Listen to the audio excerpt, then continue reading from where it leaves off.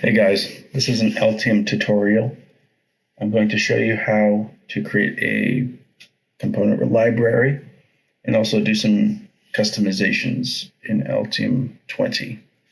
I know I've done something similar to this previously, but Altium 20 is different enough to warrant having some new information.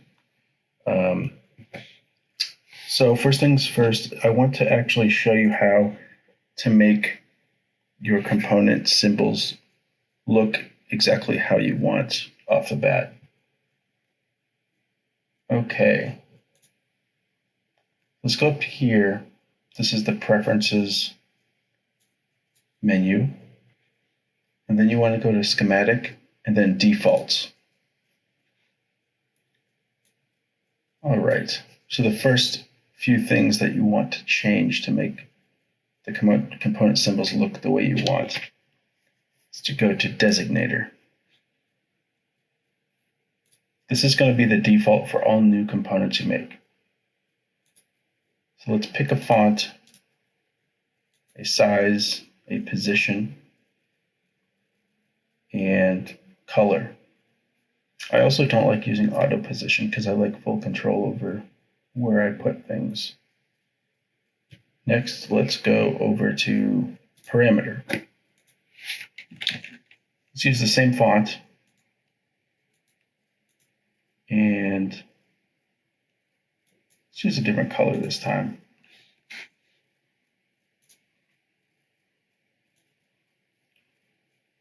And let's just start with that.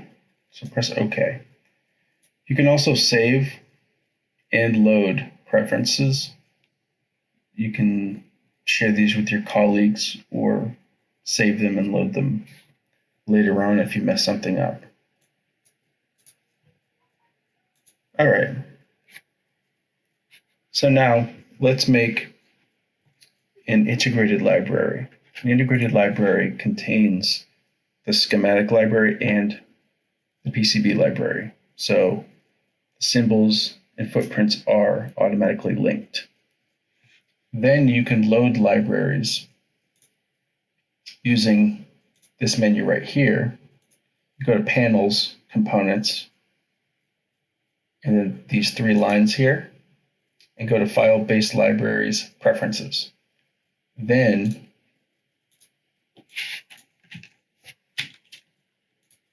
you can install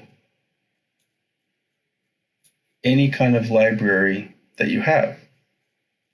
So you don't always have to have all of them loaded. I personally like to have all my libraries loaded at all times, so when I have a new project, all those are available.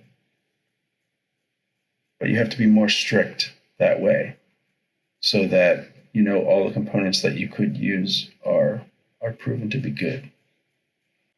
So I already have a project that I started. To do this, you would go to File, New, Library, Integrated Library. It will create the library package. Then you want to right-click that and add New to Project. You want to do a schematic library and a PCB library.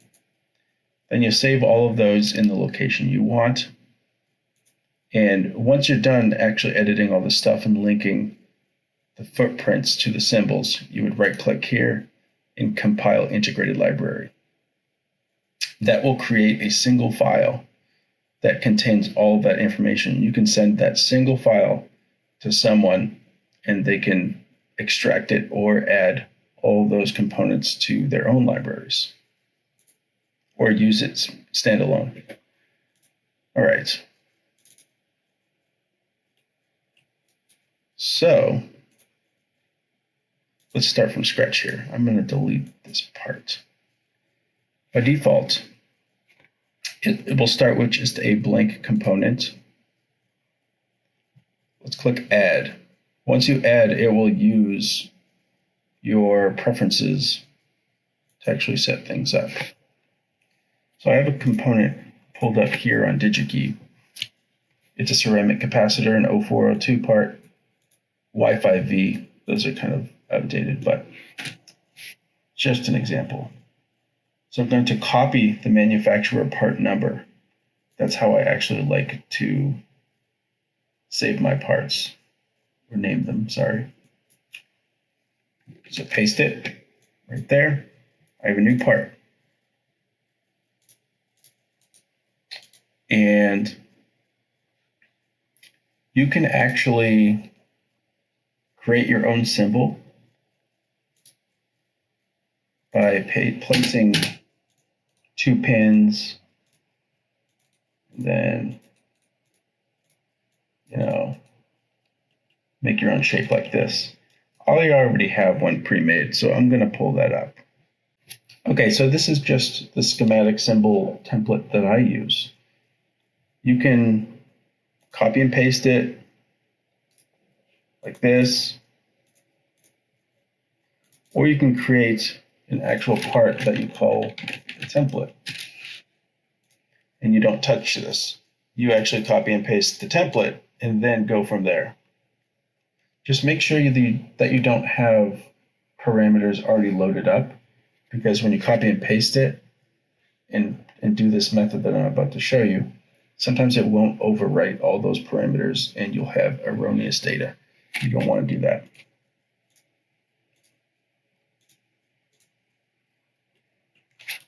So here we have this ceramic capacitor. You're probably wondering, well, it doesn't do anything. What's the point? Well, Altium made it so it's very easy to actually pull in some information now. So go back here, make sure I have this copied to the clipboard. Go to Panels, Manufacturer Part Search. You can either use this menu here to browse parts, or you can paste a manufacturer part number or supplier part number. You see how Altium finds this, and it found it on DigiKey, Future, Avnet, Newark, Arrow, Farnell. So this is really great. It searches the internet to find supplier information for these parts. If you hover over it, it says the manufacturer life cycle is in volume production, so that means it's safe to be used for production. If it says not recommended for new designs or obsolete, most of the time you want to stay away from that. But you just right-click it and add supplier link and parameters to this component I just made. So, you know how I changed the preference to change my appearance of things? It's already starting to use that. So this is using the font, the size, and the color that I like. All right, so let's go over to Properties. In Altium 20, when you go to Properties, it now refers to anything that you have selected. If you don't have anything selected, it will look at the top level file, or in this case, the component we're looking at right now. So if you click this, it'll tell you it's a supplier part number, and this is the value of it. I don't like to show that, so let's get rid of it. Now I don't have anything selected. See, it pulled in all this data and links, which is pretty great. You can also make it so that when you pull in information, it automatically puts different supplier information into certain categories. Let's say you wanted capacitance to always just be put in the value category or value parameter. You can do that so that resistance, capacitance, inductance will all just go to value instead. This makes it so that you can automate a lot of things. So you can get that set up here, parameter import options. All right, I like to show capacitance. and voltage rating.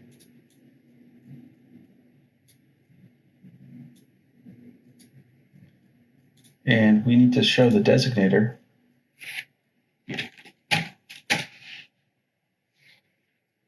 so I don't know where it's showing up. This is probably a preference or an options thing. So let's go over to Tools, Document to Options. Yeah, here we go. Show comment and designators. Boom. And then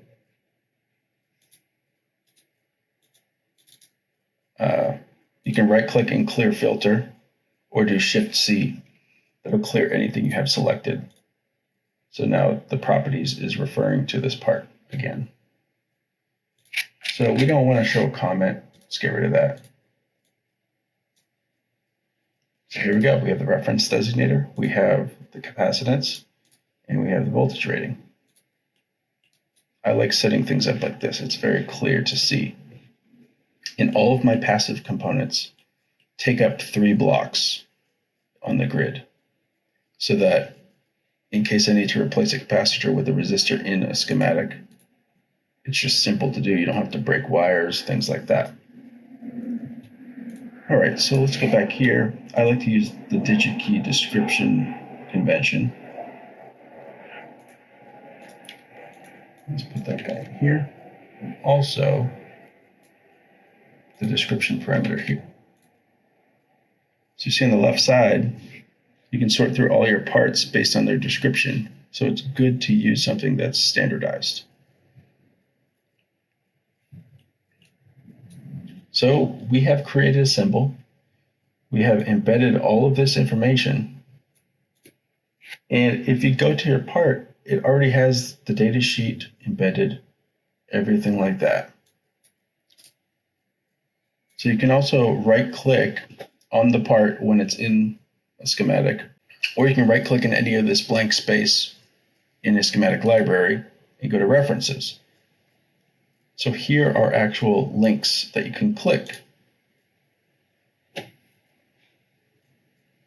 that will go to data sheets, web pages, things like that. Cool. So to make our footprint, you'll see here that there's an option to add footprint.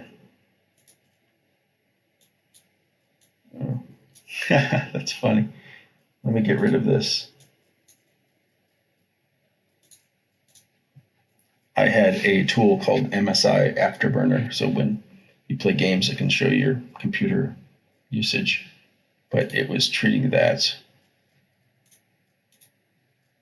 as an actual game. That's funny.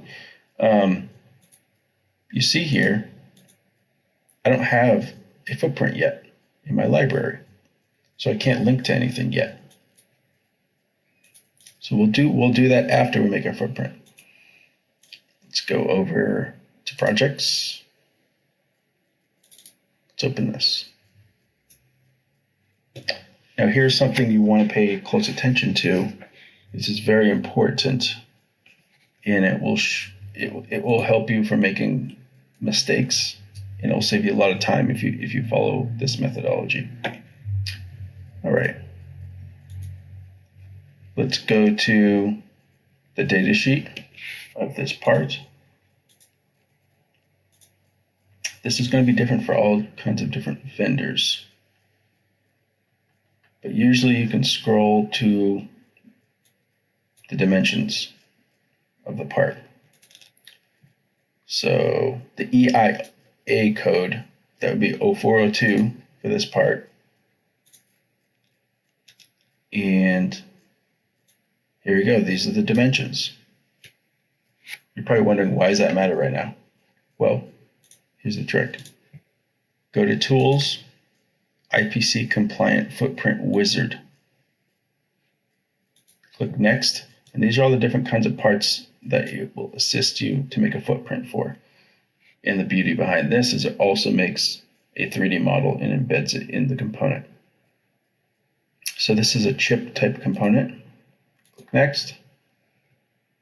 It's a capacitor. It's not polarized. And then we just fill in this information.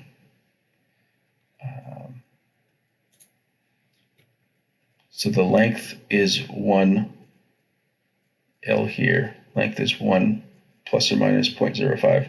I'm just going to say 1 for both because I have to go back and forth. I apologize, I'm doing some window switching. I don't have 2 monitors at the moment that I can use for this. So width 0.5 millimeters.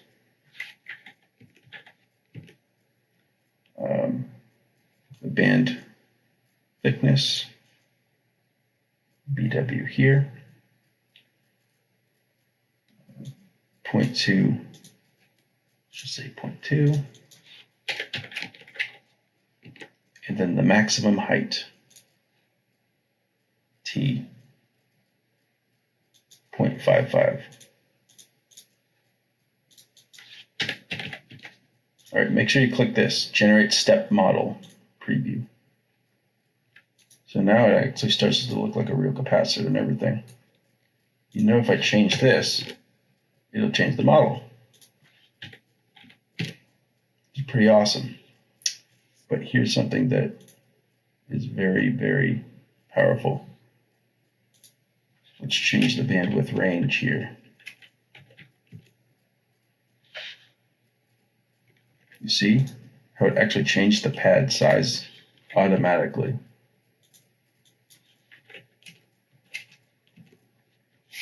It's pretty awesome. So this actually calculates the ideal fillet, the solder fillet, and creates dimensioned pads for this component. And this guy right here, the board level density. For most designs, you want to use low density or medium density. That makes it easier to hand solder. If you're not an expert in this already, then level C is probably not something you should consider. That's for very dense boards that you don't have room. So let's go with medium density here. And it will show you how it actually calculated some fillets. Pretty cool. So just click through here. Sometimes, I don't know about this data sheet, but sometimes it'll actually show you a recommended footprint. Yep, right here, design of the land pattern. So some people call it a land pattern, some people call it a footprint. It's the same thing. So you're going to have to use your head to figure out which is better, the IPC guidelines or the manufacturer. Usually they're both fine, but if it's a very specific part, you may want to contact them to see why they chose certain dimensions, and they might have a good reason for that specific part. Let's go through here, and it'll automatically name the footprints based on the IPC standard footprint naming convention, and it will add a description so it's easy to look for. So finish. See, it just made a footprint. You used to have to do this manually, so now Altium saves you a ton of time doing this. Just my personal preference, I like to pull the solder mask back a little bit. That can usually be done in the PCB layout, but I just like doing it now. If you go over to PCB Library here, these will be all the footprints that you have in this library. We only have one now. So let's do the same thing again and make an alternate footprint for this part. So Altium remembers all of the options you had except generating step model for some reason.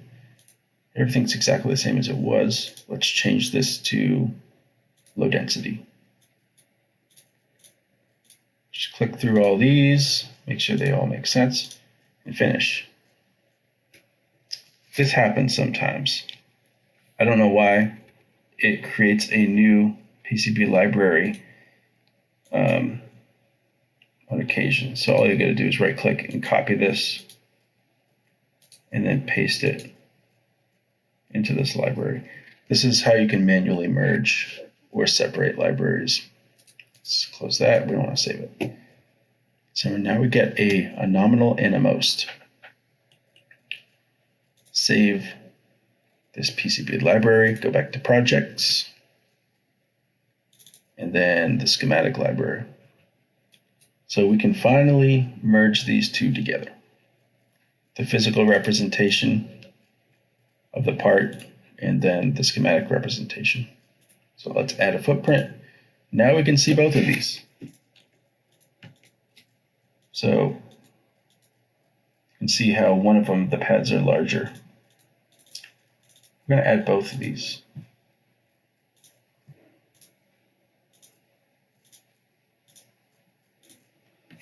So now when you actually make a schematic and place this part down, the designer is going to be able to choose between which footprint they want, and you'll know they'll both be good to use. I don't usually have this option, but I've seen a lot of engineers do this, and it's just nice to have sometimes. So let's save it, and all that's left to do is to right click and compile the integrated library. I just compiled it. Now, remember in the beginning when I showed you how to select your libraries that you have? You go over to components here. Now you'll see I have a library installed, this intlib. And you can send this to all your colleagues. You can use them for different projects, things like that.